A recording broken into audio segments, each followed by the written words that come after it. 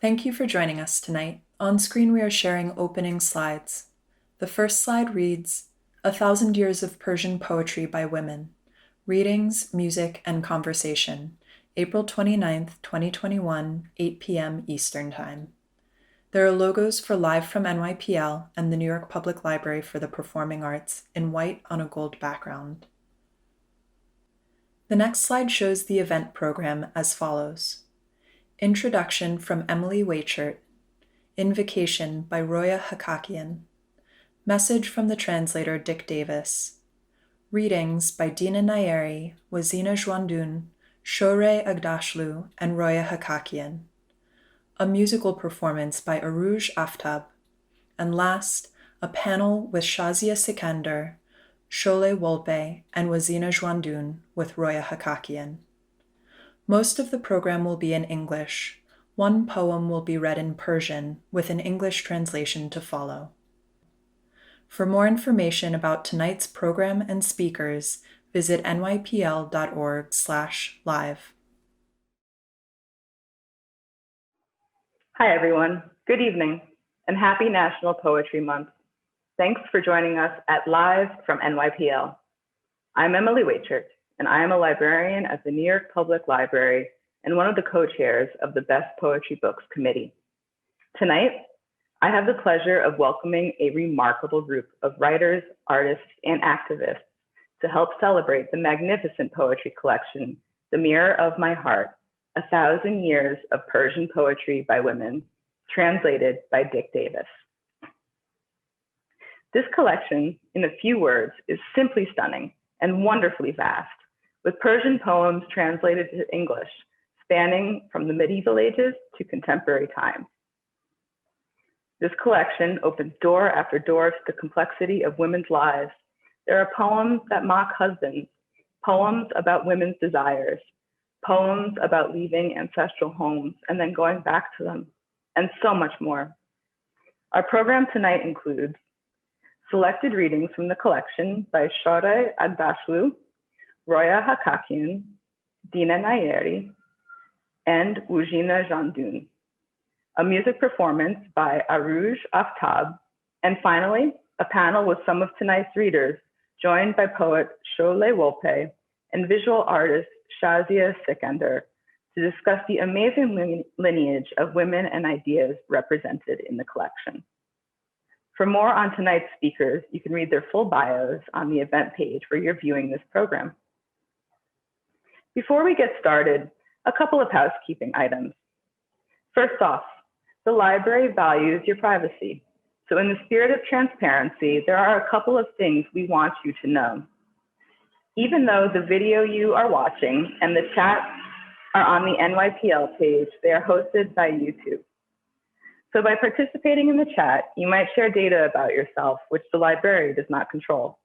For more details, you can visit our FAQs page along with Google's privacy policy and the library's privacy policy, all available on the event page. We have an exciting season ahead still, and I hope you'll join us. In just a few short weeks, we'll be joined by Anna Sale, host of WNYC's Death, Sex, and Money, who will discuss her upcoming book, Let's Talk About Hard Things.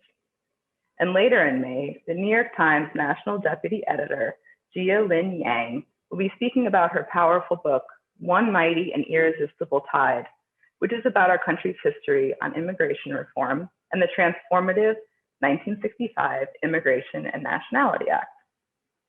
Further out, we have with us Akil Reed Amar, Salman Rushdie, and Akwaeke Amaezi, to name just a few of the extraordinary writers to come.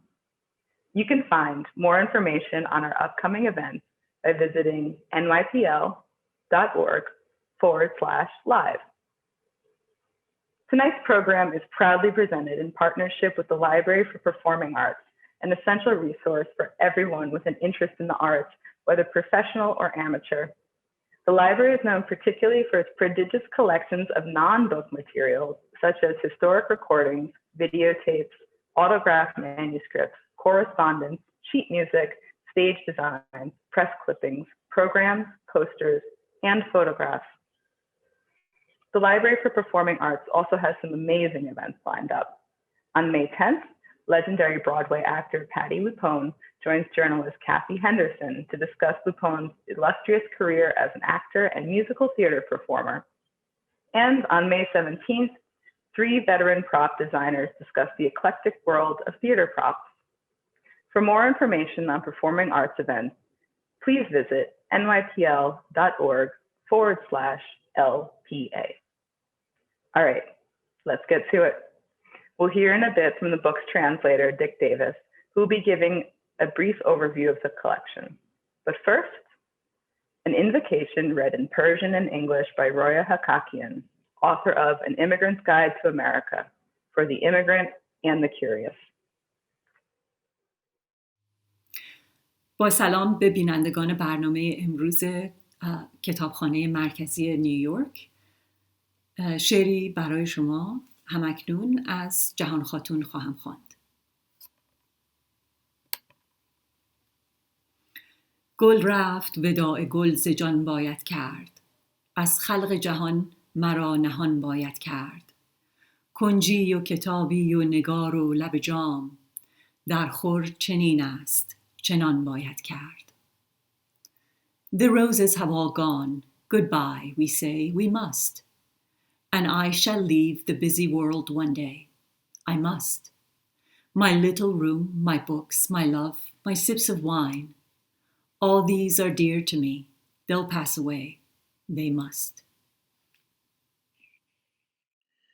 Hello, my name is Dick Davis, and I'm an emeritus professor of Persian at Ohio State University. I've spent much of the last 40 years translating into English various works of Persian literature, mostly, but not exclusively, medieval poetry. The poem you have just heard was written in the 14th century by Jahan Khatun, a princess who lived in the city of Shiraz in southern central Iran. In its mixture of a rather wistful acknowledgement of the brevity of life, and its quiet celebration of her life's pleasures, her feeling for the transient beauty of nature, her privacy in her little room, her books, wine, love, we catch a glimpse of a specific woman in a specific place. But she is also a woman who I think is easy for us to share fellow feeling with. We have felt these things too, even if not with quite the degree of delicacy and charm with which Jahan Khatun manages to register them. Because manuscript copies of Jahan Khatun's complete poems have survived, we have more poems by her than by any other woman poet writing in Persian from before the 19th century. But with a little digging, we soon find that besides Jahan Khatun, there were many other Persian language women poets writing throughout the centuries. And in the mirror of my heart, I've tried to give the reader a representative selection of their poems in English translation, together with a good number of poems by more recent and contemporary women poets who write in Persian. The book contains examples of over 1,000 years of Persian poetry written by women, and though many of the poems, like Jahan Khatun's, were written in Iran, there are also numerous poems by poets from other countries, including Tajikistan and Uzbekistan in Central Asia, and especially Afghanistan and India. As we might expect, many of their poems are very similar to poems from the same periods that were written by male poets. But many are not, and it's perhaps these more distinctively female-oriented poems that are most likely to draw our attention. Perhaps a little surprisingly for readers unfamiliar with Persian culture, these poems are often very feisty, not to say downright contemptuous vis-à-vis the men in their lives. For example, there are quite a few medieval poems by women that make fun of their often much older husbands' sexual inadequacies. Later on, especially at the turn of the 19th and 20th centuries, there are a number of political poems by women that mock men's inability to bring about political reforms, whether these are concerned with Iran's often very fraught relations with other countries, or with the relatively new topic at the time of the developing struggle for women's social and political emancipation. As most readers of Persian poetry will know, a great deal of Persian verse, for example Rumi's, is either directly and obviously concerned with religious and mystical matters, Or, for example, Hafez's, it is more ambiguously so, in that it often seems to glide between the physical and the spiritual, so that both meanings appear to be present simultaneously. Some women poets, the most obvious example is the 19th century Babi poet Tahirih, also wrote religiously or mystically oriented poems. But, and this too may come as something of a surprise, most women poets writing in Persian have been much less concerned with other worldly subjects than their male counterparts are. Persian language women poets have tended in general to write about the here and now, the tangible and immediate circumstances of their lives. This is true even of love poems, a genre that usually in Persian drifts ineluctably towards the nebulous and mystical. But if male poets' love poems can very often seem to be largely rhetorical flights of fancy, female poets' love poems can seem to have the stamp of genuine lived experience on them. To go back for a moment to our 14th century princess, Jahan Khatun, it's often very hard not to believe that Jahan is writing about a real lover and her real feelings, both positive and negative, about him. 20th and 21st century women's poetry in Persian, of which there is a great deal, far more than this book has been able to represent, except in a very cursory fashion, often seems like an amplification and intensification of the concerns of earlier women's poetry. The anger I mentioned, for example, is still there, but it's often directed at themes about which earlier poets, both male and female, tended to be silent. Two women poets of the first half of the 20th century, Parveen Ehtesami and Alam Taj, display this very openly. Parveen Ehtesami's ayah is social, in that her constant theme is the sufferings of the poorest and most exploited members of society. Alam Taj's rage is concentrated on the indignities and humiliations of women's subservient social status, particularly as this pertains to marriage. Marriage is a subject that is often openly explored in 20th and 21st century women's poetry, and there are a number of poems that explicitly condemn the custom of marrying off young women who are hardly out of childhood to much older men. As is the case with Western poetry too, women's sexuality is much more openly treated than had been the case in earlier times. And the initiator of this trend in Persian poetry by women has been Iran's best-known 20th century woman poet, Forough Farrokhzad. My little talk has been a quick skim through the very diverse riches of women's poetry written in Persian, but I hope it has given the listener some notion of what she might expect to find in the mirror of my heart. Thank you, and I hope you enjoy the readings. Hi, my name is Dina Nayeri. I'm the author of The Ungrateful Refugee.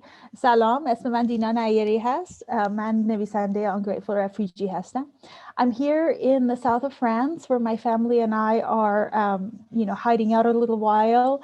But it's a real pleasure to be speaking to you back in New York and back in the States and to talk about some Persian poetry that really moved and excited me because the translation of these poems is just so, I don't know how to describe it. It's so tonally and viscerally exactly what I remember of this kind of Persian poetry. Growing up, my family read a lot of, old poems and a lot of body poems and, poems about all of the pleasures in life. And it's so different from how we think of Iranians now in the West, but this was Iranians got so much pleasure out of their old poetry, and I think this translation of these poems is so very true to that, and it captures that. And there's the poems that I've selected.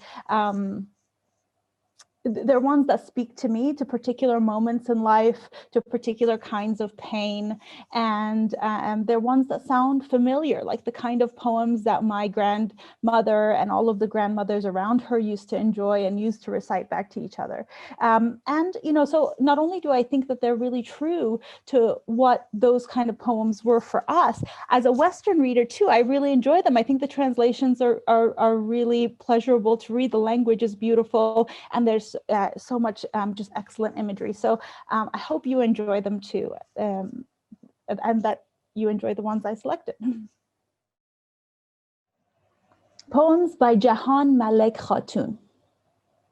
Last night, my love, my life, you lay with me. I grasped your pretty chin, I fondled it, and then I bit and bit your sweet lips till I woke. It was my fingertip I bit. I love that one. My love's an ache no ointments can allay now. My soul's on fire. How long you've been away now? I said I will be patient while he's gone, but that's impossible. It's one whole day now.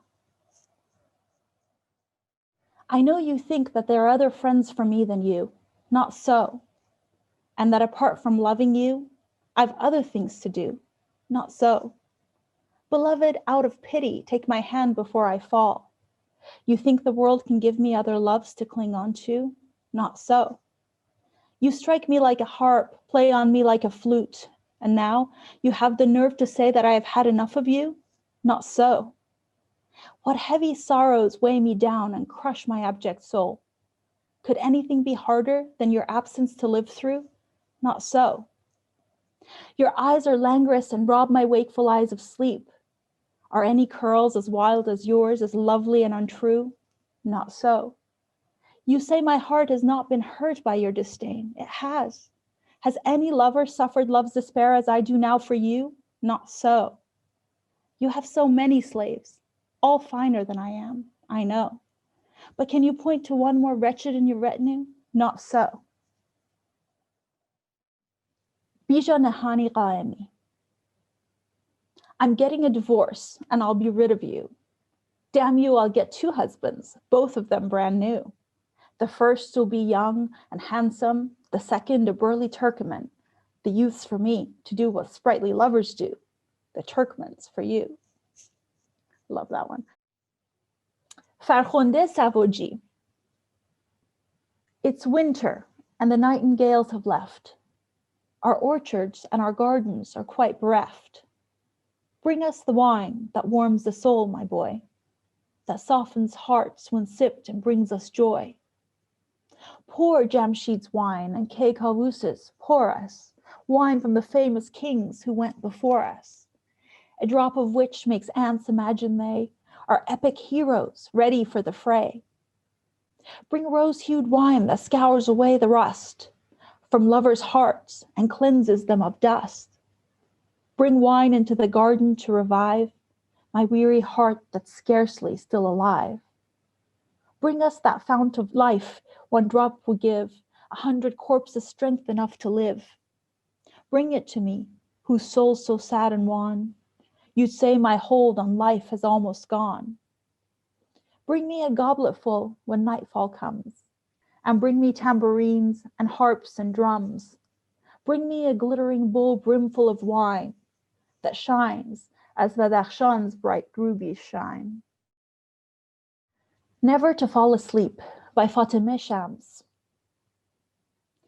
Never to fall asleep because of a nightmare's fear, to sit awake each night until the dawn is here, caught between waking and sleep as if unsteady with drink, in the name of life to die with blindness drawing near. In the futile empty love repeated endlessly, in saying I love you, my dear, do you love me? In wanting things that reach their end but never start, in pointless work, in no work sour banality. To have no memory, no border and no place, to drift about in men's and women's cold embrace, to drag with you a suitcase and 300 books, to have among all colors a shrouds conceal your face, to tear my heart from those who wore a mask and all they mean, from men whose inward being is a reeking foul latrine, to tear my heart from that strange city of my childhood, whose earth holds sorrow still that's innocent and clean, from endless hesitating, from not returning there, in waking dreams without you in exile's arms and air, in boundless longing for the things I'll never see, in hope, that lovely word whose absence brings despair. Without a homeland, without love, in wild perplexity, within this narrow cul-de-sac from which I can't walk free, to vomit you from me, and to ask you with my love, oh wounded, worn out country, do you still think of me? Hi, my name is Wezina Jwandoun. I am a storyteller and story collector, co-creator and co-performer of Coming Out Muslim, Radical Acts of Love, a project that I do with my creative counterpart, Taina Tilly Giado. Today I'm reading from the West Village in New York City. Each of these poems is a reminder of my and our ancestral kinship and connection, as a writer, as a creator, creative, and as a woman. And with each reading of these poems, I continue to feel with them more deeply. It never gets old. By Robia. I am drunk with love to know my love is here tonight, and that I'm freed from sorrow and from fear tonight. I sit beside my love, and earnestly I say, God, make the key to morning disappear tonight. By Aisha Awhani. I saw the sunset in the sky. At evening prayer time, tulip red. It was as though they'd killed the sun, and there her blood-soaked skirts were spread. Prostitute Song by Simin Bebohani. Give me that pot of rouge, I'll put some color on my colorless flesh. Give me that cream, I'll make my careworn wrinkled face look young and fresh. Give me that musky perfume, and I'll scent my hair spread on my shoulders. Pass me my tight dress so that in their arms they'll tightly clasp me. Give me that chiffon whose see-through sheen doubles the lure of nakedness, that goads their lust and makes them want my body and breasts. Give me that wine glass so I'll get drunk and laugh at my fate a while, so that my worn, unhappy face will show a cheerfully deceiving smile. Oh God, last night's companion was so exasperating, such a loser. But I could only say when he asked how it was, I've never met a more attractive guy. As for that husband of the night before, the one who made me ill, if he paid me 100 times what he paid, pain would make me sicker still. Too many people around me and I have no one. No friends to be supportive or to care. How they protest how much they care for me. A moment later, they're not there. No husband who would share my pillow, whose faithful hand would guard me, who'd be kind. No child, no dearest one who would scour clean this rust that tarnishes my mind. And oh, who's that who's banging there? My husband for tonight is at the door. Oh sorrow, leave my heart alone. It's time to give him what he's come here for. Oh lips, my lips that sell deceit, veil your sad secrets now and smile, and so they'll leave a few more coins for me. Kiss them, flirt with them, use all your guile. An Innocent Little Girl by Fevzia Ragozar Barlas. The little girl is innocent. They put henna on her hands. They've plaited her hair beautifully. They put kohl around her eyes. They've dyed her eyebrows. They've applied red and white makeup to her doll-like face like poor girls' tattered dolls. She now looks ridiculous. The little girl is innocent. She doesn't see herself. She's dazzled by her blouse that's woven with gold thread. The room smells of old rosewater, milk, and sweat. Breath suffocates within their chests. The women sing and dance with tambourines and little drums. The little girl smiles. Women tie white flowers for good fortune and second-hand gold jewelry within her ringlets that are wet with sweat. The little girl thinks she is a doll. The little girl is innocent. She doesn't know anything. Her mother looks at her emptily staring, the hollows of her eyes filled with pain. In his own world, her father counts the money, and the old bridegroom is really happy. The little girl is innocent. She doesn't know the difference between henna and blood. They've prepared her beautifully for weeping. She doesn't know. She doesn't know.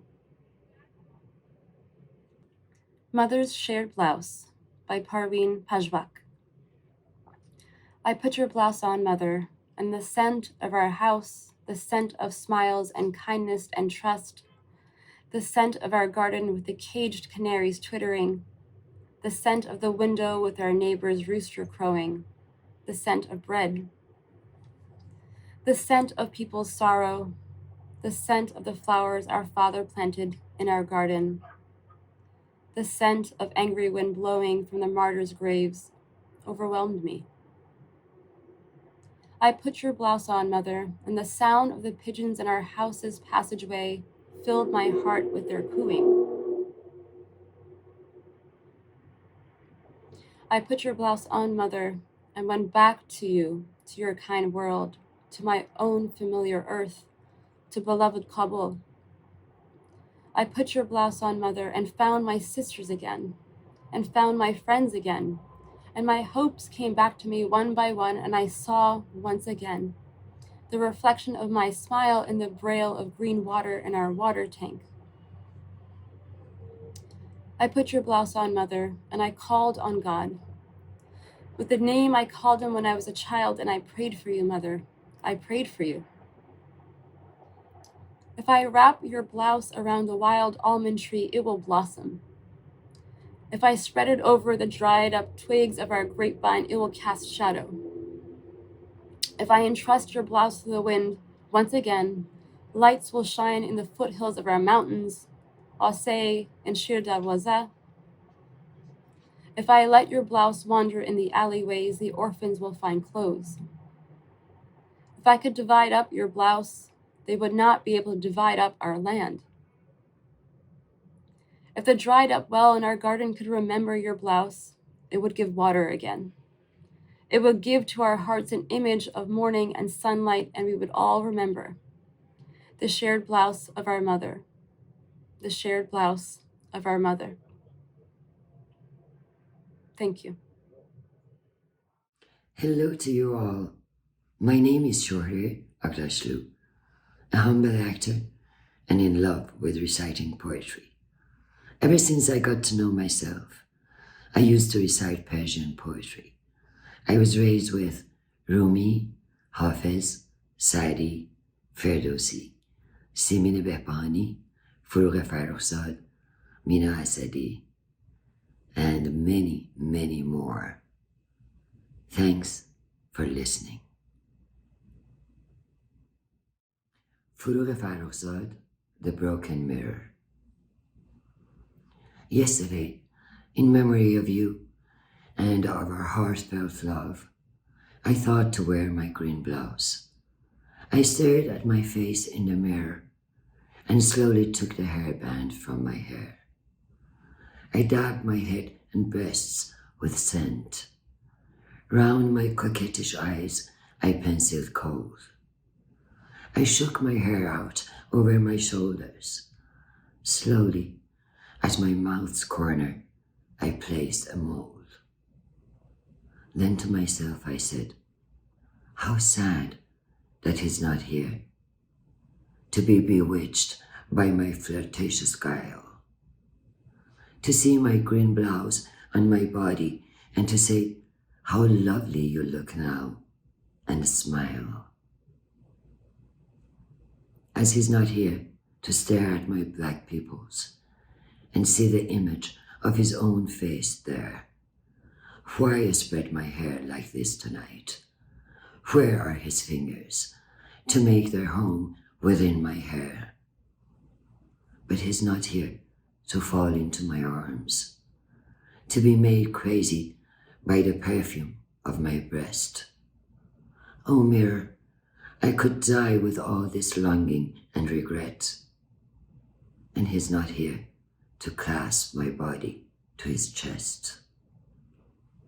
I stared at the mirror as it heard me out and said, "Can you solve this problem of mine? Is there some way?" It broke and cried out to express its grief. "Oh, woman, you've broken my heart. What can I say?" Tahir Safarzadeh, Walls. Walls are on the move. Walls have started to talk. Silent, submissive walls. Walls subservient to the palace. Walls bent over by the government, all from the breath of masses surging forward ancient walls. Middle-aged, these blind witnesses of tragic events, these silent witnesses of oppression and torture, have now begun to talk, have now begun to move, have now stepped forward.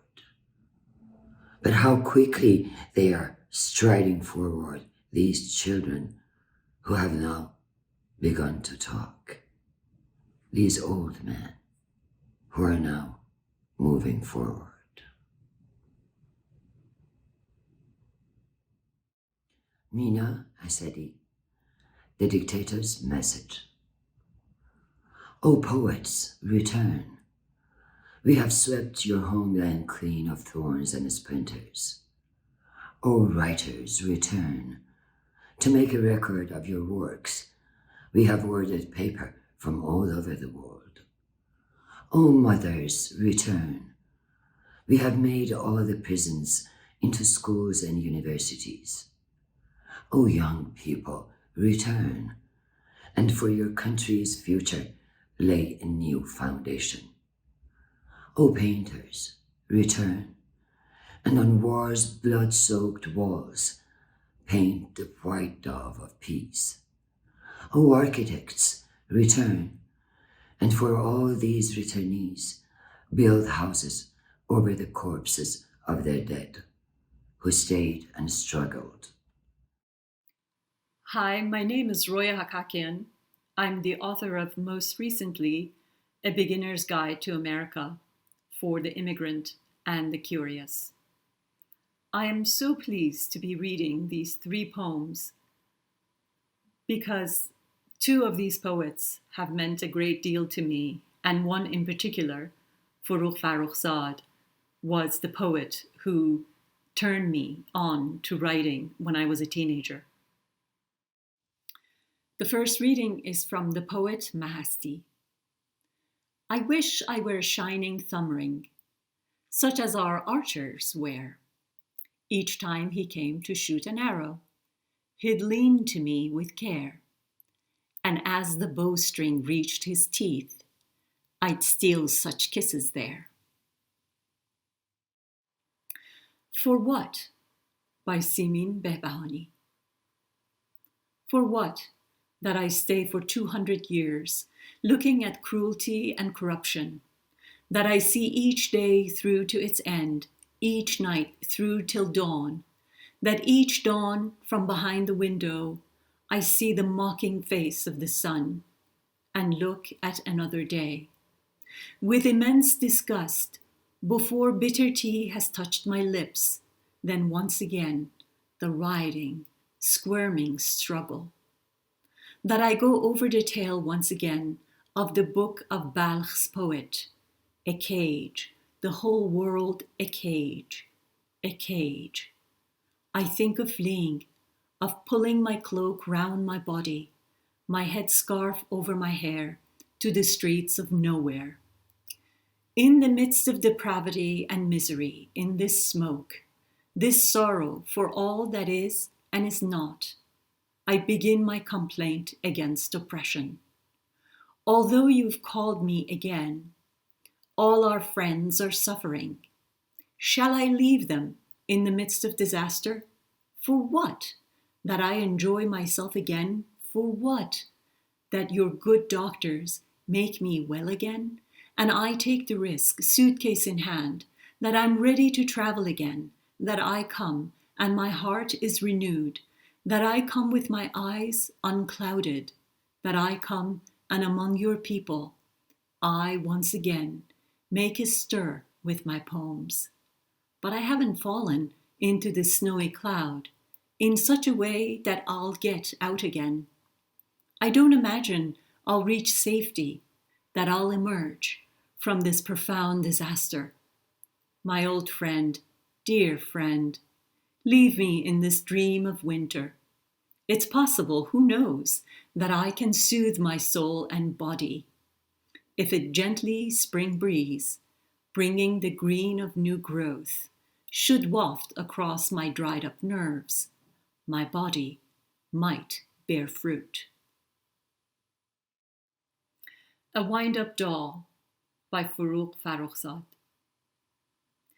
More than all this, oh yes, more than all this, one can remain silent. For long hours, one can stare motionless with the fixed gaze of the dead. At a cigarette smoke, at a cup's shape, at the faded flowers on the rug, at an imaginary line on the wall. With a dry claw, one can pull the curtains aside and see rain pelting down in the street, a child with his colored kites, standing in an archway, a clapped-out old cart hurrying noisily from the empty square. One can stay where one is, next to the curtains, but blind, deaf. One can scream in an utterly absurd voice that's all lies. I love.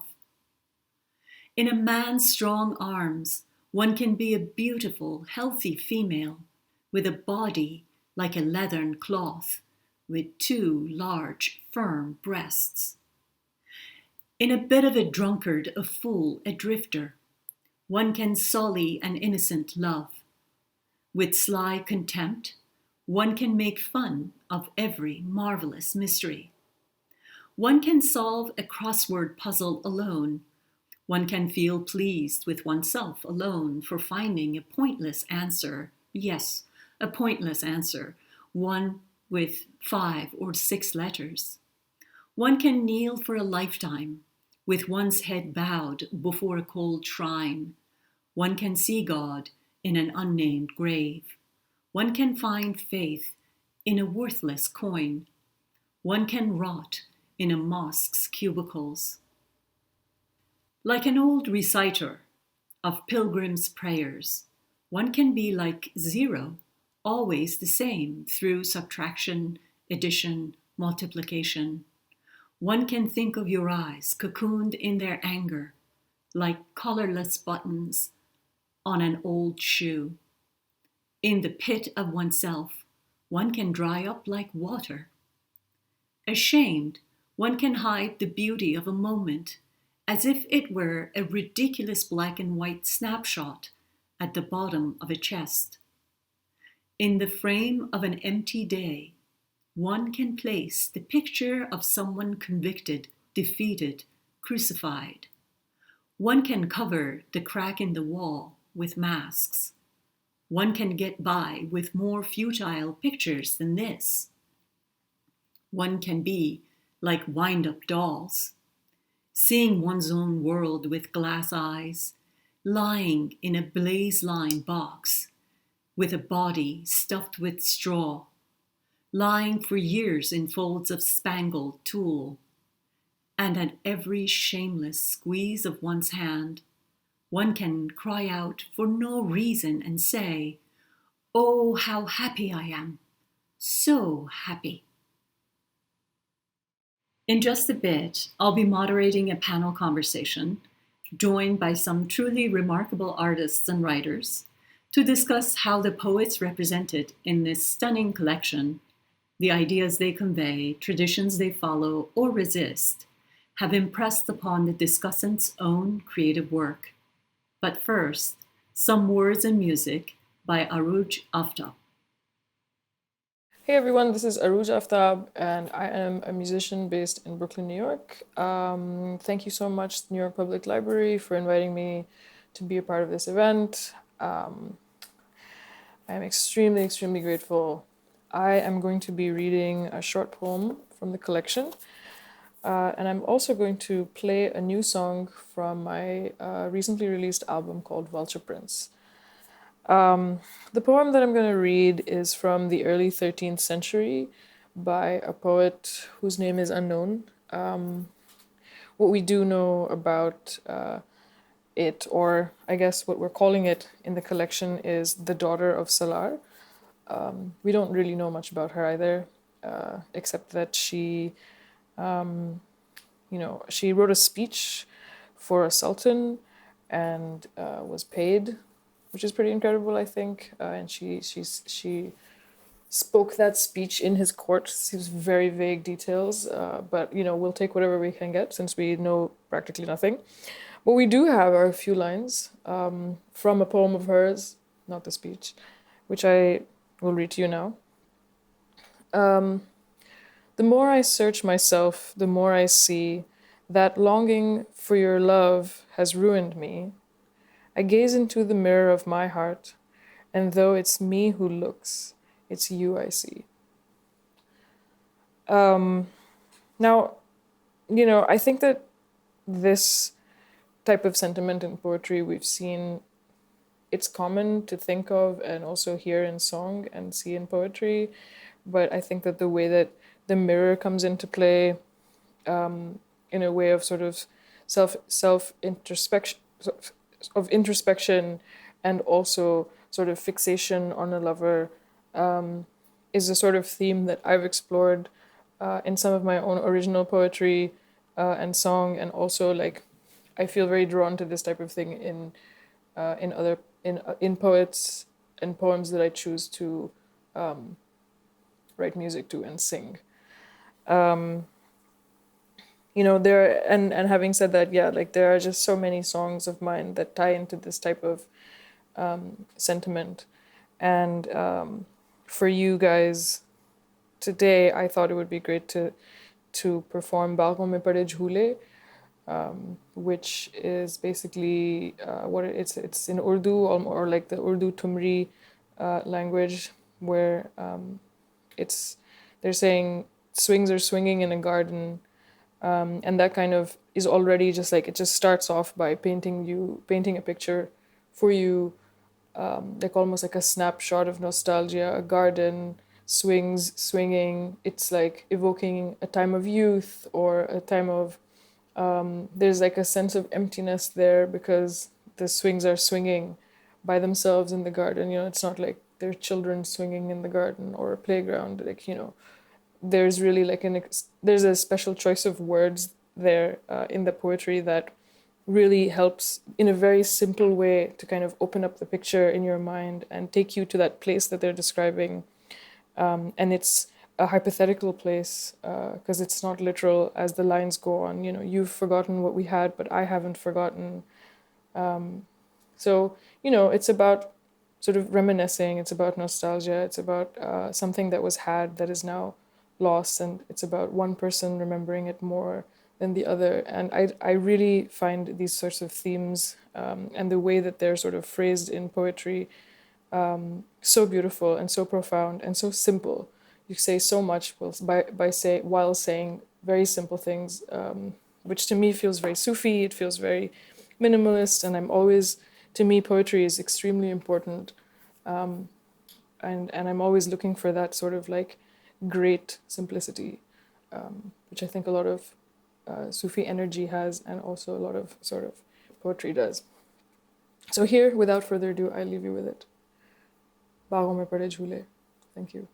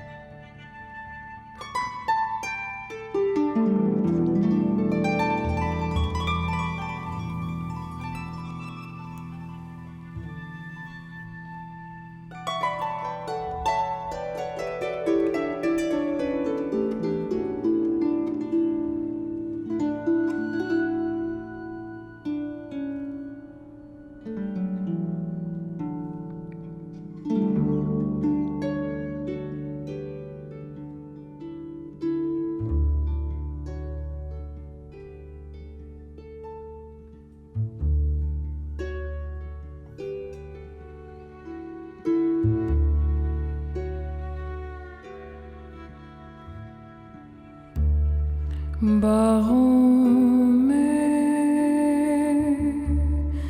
पड़े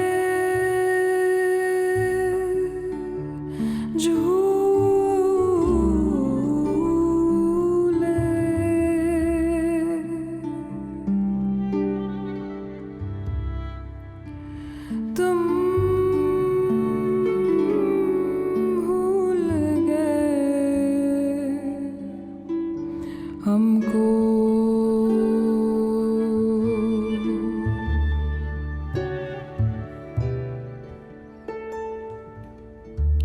हम तुमको नहीं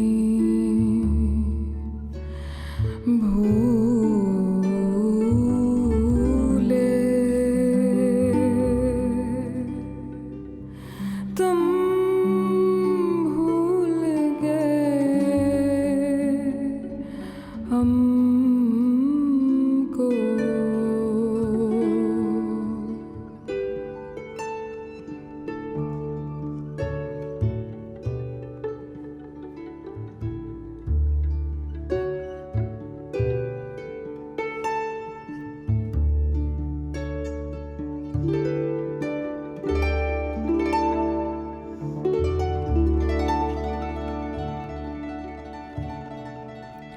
दिल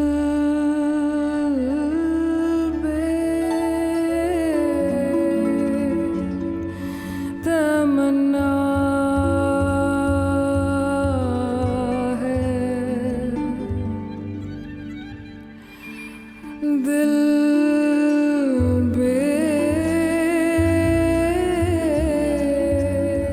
तमन्ना है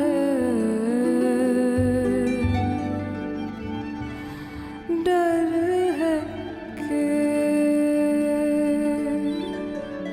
कहीं हम और तुम बदनाम ना हो जाए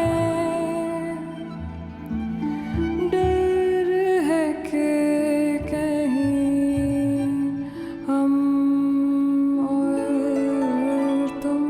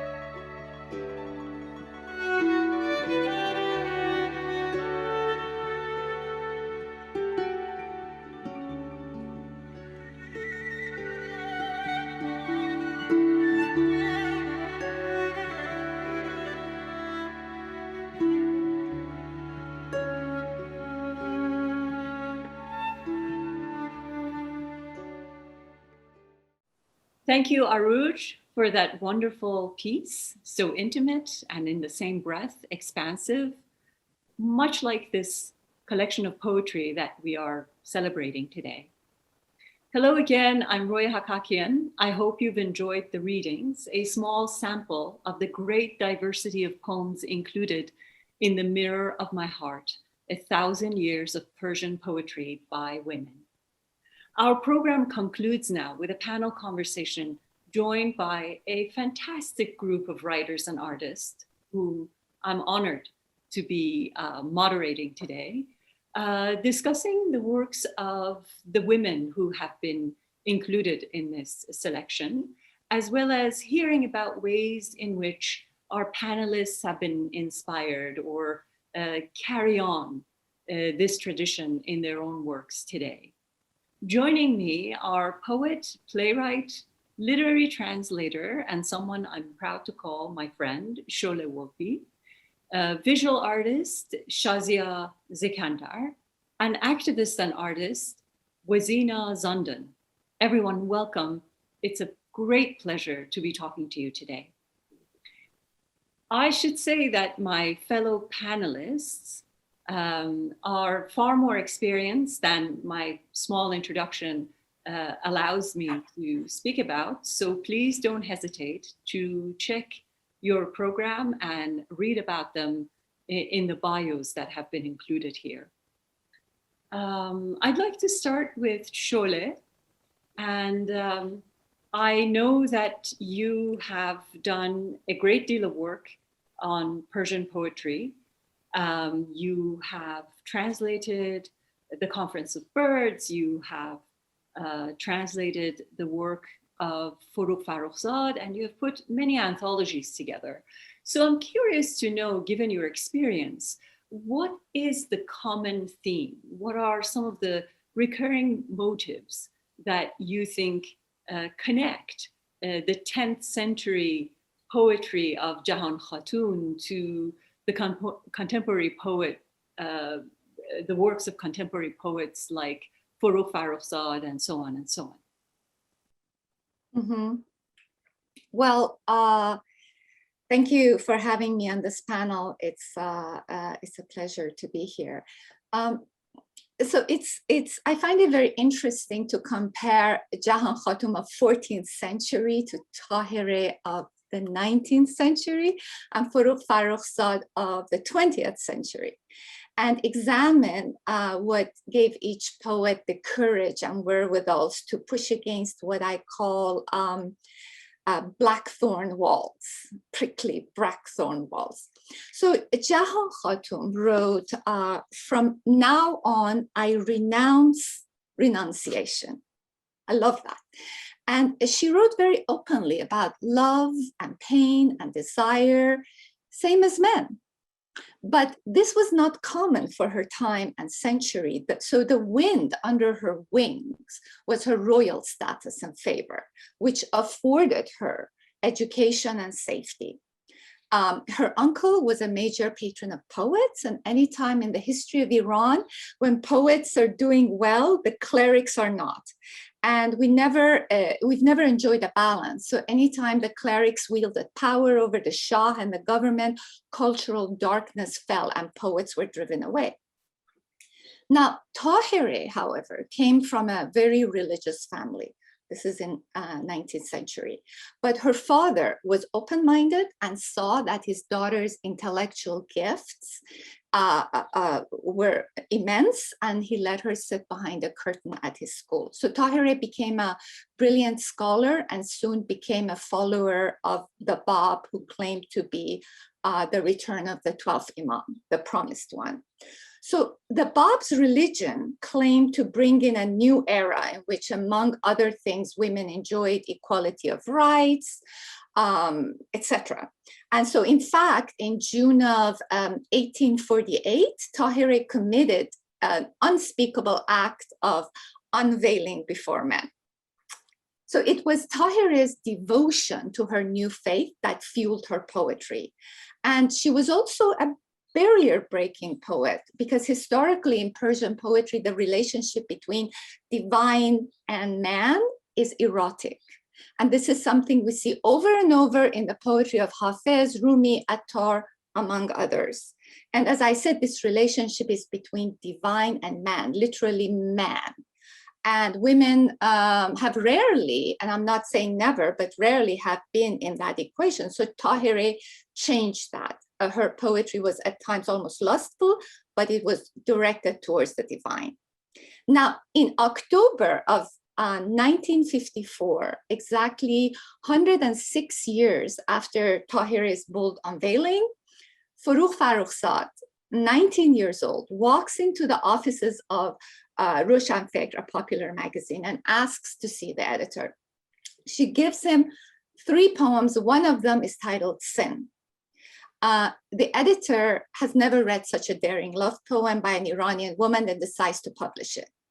And this poem not only celebrated lust and adultery and drinking wine and drunkenness, but did it unabashedly from a woman's point of view. So the editor publishes it with a silhouette of a naked woman and introduces her not as a poet, but as a wife and mother. So ask yourself, which male poet has ever been printed as a husband and a father? So then there was this explosion, right?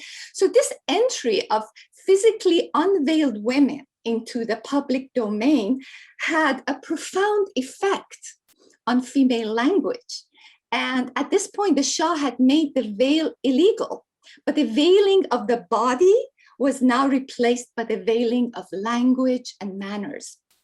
And women had to be modest in their behavior in public. So now, even as they paraded their unveiled bodies in public spaces, they did not enjoy the liberty to say or write, among other things, about love, their desires, their wants, the way men were free to express until Forough Farrokhzad.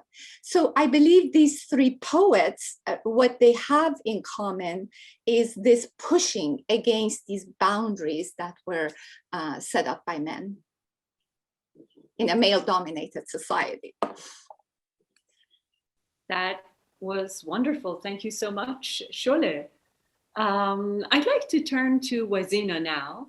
Wazina, you have done a remarkable array of artistic work and activism, and you've done a lot through storytelling and work in sex education to raise consciousness about people within the diaspora who, like yourself, live at the intersection of various identities.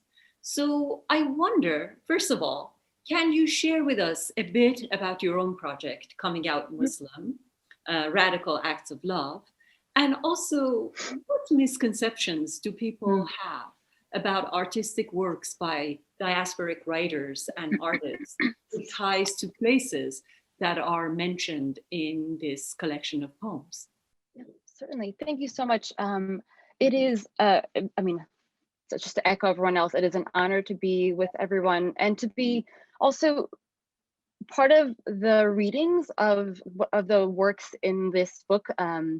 Because oftentimes, as when I, as an Afghan raised in New York City, you know, like when folks ask about, you know, are you Persian? There's all these like ways to unpack and discuss or dismantle borders and conversations. So it is an honor to be part of this like a larger body of work that includes Afghan women, including from Rabia on, you know. So Coming Out Muslim, Radical Acts of Love is a personal storytelling project about being at the intersections of sexual identity, sexual orientation, queerness and gender, but also faith and cultural you know, identities. It's a project between myself and my creative counterpart and sister in Islam, Taina Tiligiado.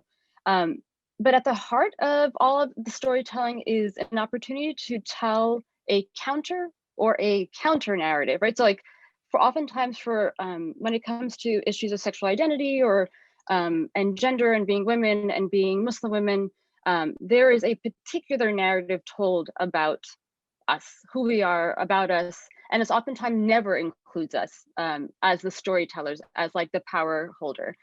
So it's about that piece, you know, it's all about that, but it's also meant to be a celebration, meant to be tapping into our resilience.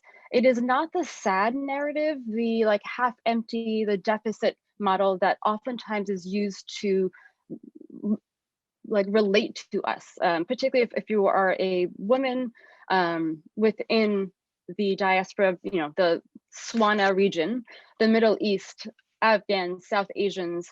It's a challenge to the docility, to the repression and the oppression. And it's also saying like, I choose, like with great power and love and, to be Muslim. I love being Muslim. I love being a woman, all these things.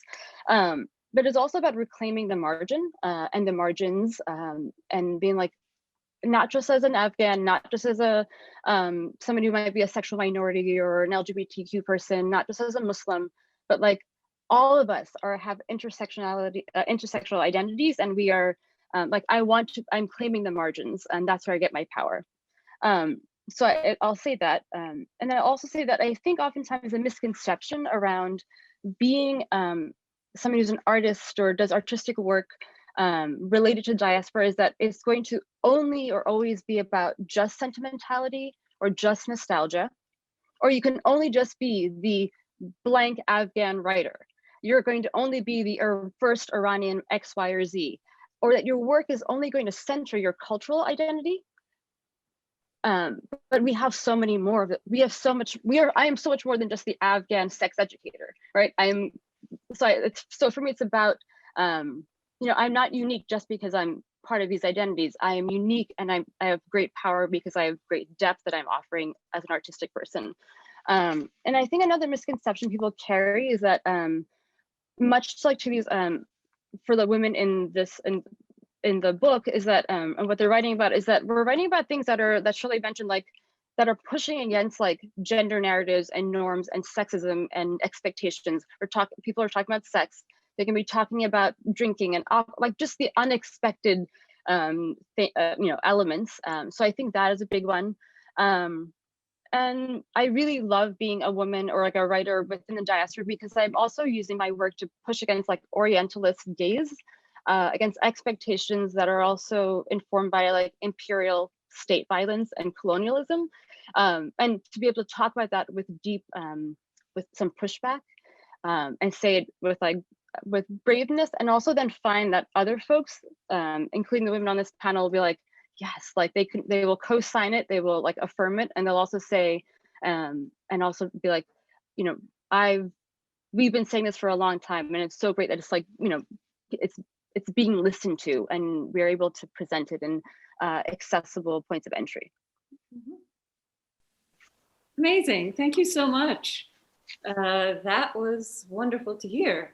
I want to move on to Shazia now. Shazia, poetry is an integral part of your work. Parallax comes to mind immediately. In Parallax, you respond to the complexities of the Persian Gulf region and its tremendous diversity of identities, ethnic, religious, linguistic. In this poetry collection, it's fascinating to trace some of the trajectories of diverse migrant groups through the poets' bios. Rabi'eh, the first poet included in this collection, for example, descended from Arabs who traveled to Iran, then ruled the northern part of Afghanistan. And Rabi'eh was also, as far as we know, the first Persian poet to write in macaronic verse, that is, verse written in two languages. So she wrote both in Persian and in Arabic. In Rabi'eh's case, we can see here an example of, as you have characterized before, about circulating themes in Parallax, the creolized identity, the interplay between identities and the permeability of boundaries. You engage with the idea of non-fixed identity in Parallax. So can you tell us more about the piece and how you use poetry in it? Well, thank you so much. First, I would just like to say that it is really a great honor for me to be in conversation with all of you. And, we're talking about language very broadly, but I think language also, even as a visual artist, for me is a point of entry. Whenever I start an idea or I develop an art form, it's the language of image making, language of color, of form, of sound, of lyrics. So it's sort of my work is at that intersection of various languages, video, animation, painting, mosaic, sculpture, but through the act of drawing. And so when I'm using poetry also in the work, I'd say at that time drawing sort of functions as a libretto. And I have an image that I'd like to share with everybody, if we can have that up. So you, excuse me. So yeah, so you can see this image. It is a display of Parallax, which is a multi-channel video animation with an original score in Arabic, which was composed by Duyan. And then the image is actually of that piece installed at Zaha Hadid Maxi Museum in Rome. It's at a scale of about 75 feet wide and 10 feet in height. And you can see that it is immersive. There are people, kids running around in the image, looking at the work's reflection in the glass floor panels also. And then you also see that there are 6 sort of large spheres, which from afar look like circles made up of small dark shapes. But if you stood up close, you would see that the tiny shapes that they are composed of are actually silhouettes of hair, female hair. So to further elaborate that, I've added another image on the top, which is a painting and an animation titled Spin. And you will see that over there, the bodies that are on the left have disappeared, and just the hair itself is present. And that's that like visual iconography of the feminine that I'm exploring.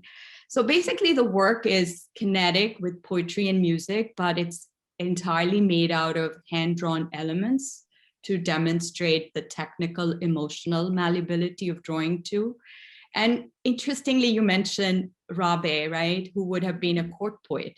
So the image of Spin references the court painting from the famous manuscript Padshahnama, which is in the tradition of official court biographies, which date back into ancient India, but also the one that I'm referencing is in the tradition brought into India from Persia via the Mughals, like Babur, and Mughal ancestors like Timur too.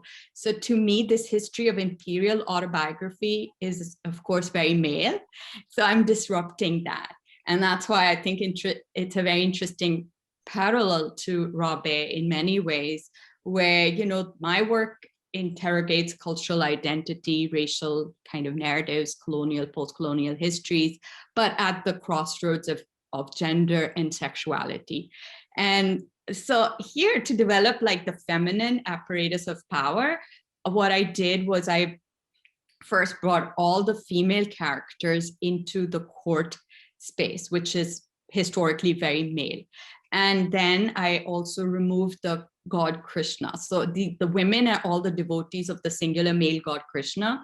And then I'm doing, I'm kind of removing Krishna from that equation, detaching the gopi hair, the feminine hair, from its very restrictive gendered context in the tradition of the miniature paintings to greater scope and autonomy, right? So then this sort of alteration of form is so that the hair can depart and it can be almost like a non-binary form.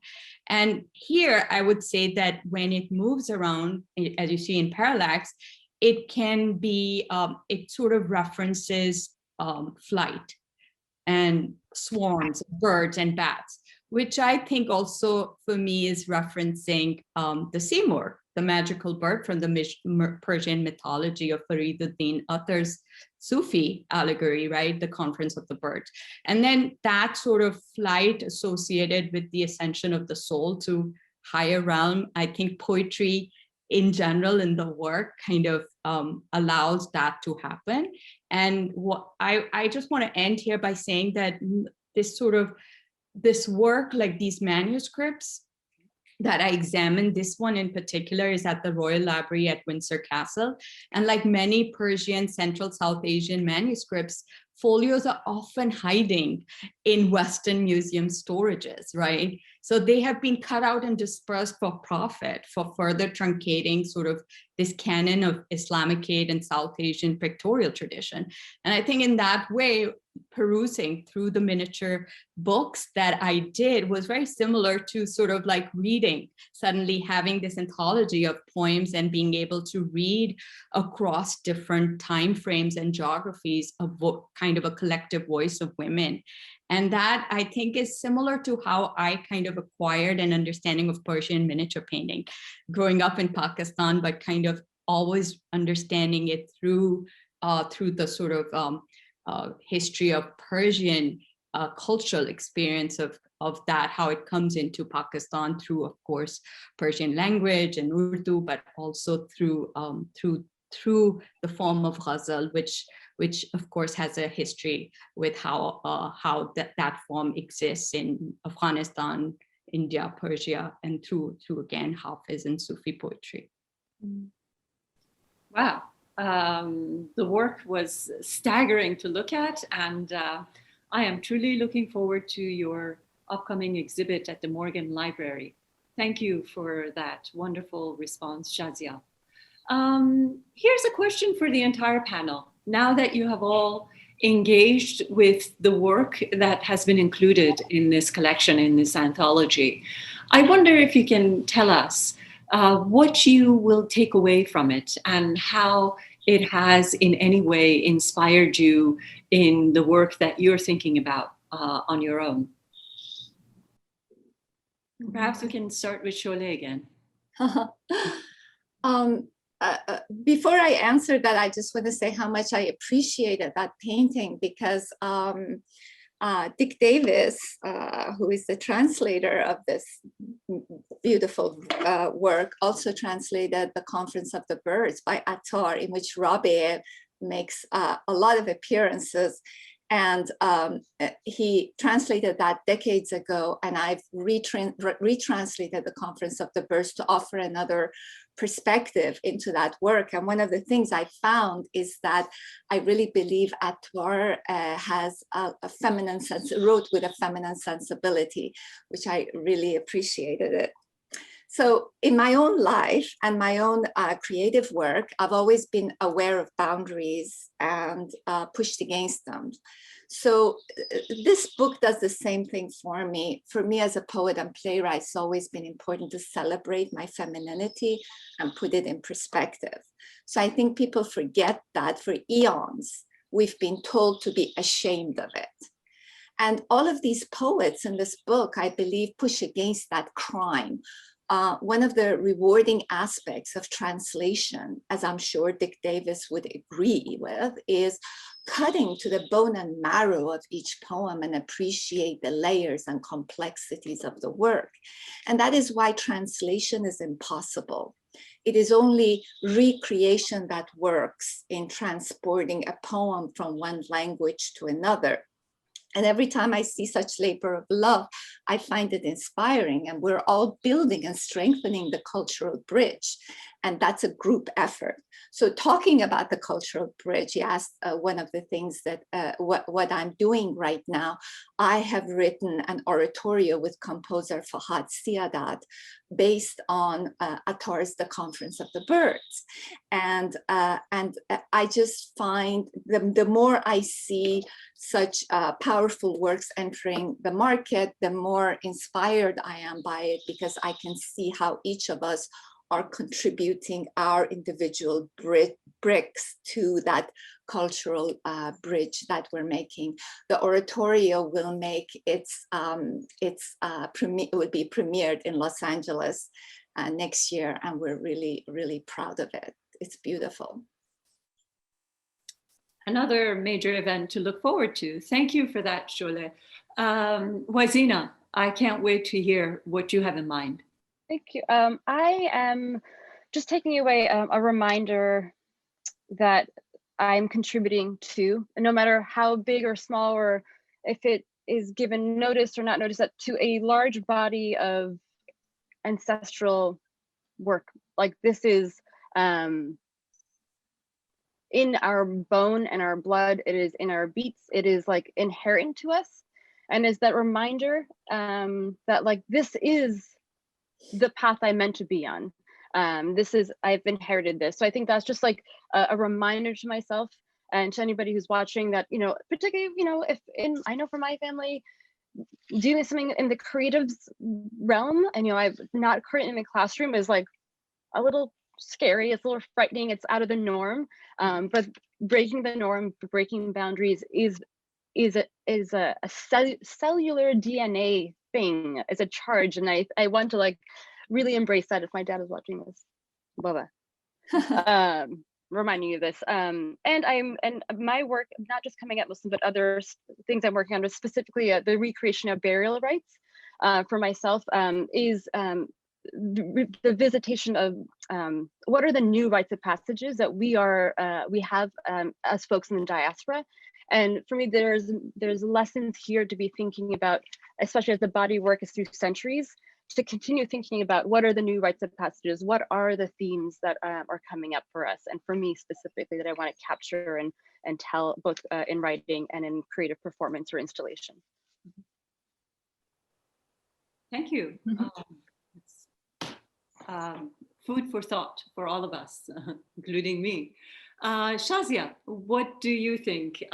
Clearly, poetry has been, and I assume will remain, part of your creative process. But I wonder, this particular collection, how has it affected or inspired you? Well, it gives me another way of understanding, how to draw a parallel with miniature painting, and to see the South and Central Asian tradition, visual tradition, because it comes out of, if not, it's not necessarily just illustrating poetry, but it runs as a parallel. So this sort of intersection of text and image is so evocative. And oftentimes, in the visual histories, we just focus on the visual. We never really engage with the language, because so much of it requires translation, as you said. And many scholars, are not everybody understands or speaks fluently Persian. So oftentimes you see that the image is truncated and the text is often removed. So for me as a visual artist, I can take a lot more liberty and engage and understand the layers of lyrical poetry, as well as understand, of course, in this collection, where the feminine scope of it lies. And for me, that's always inspired me. So I do have a show coming up, which is sort of a retrospective, which will be at the Morgan Library, and will travel to Providence and to Texas, also to the MFA Houston. And that really showcases how I've used the form of Persian painting and engaged with the feminist perspective in it. And in there, you will also see some of the early video animations that explore Persian poetry through collaboration with other, with poets that have contributed their work in it. I know that I will be looking forward to it, and I bet a lot of other people here listening to you feel the same way.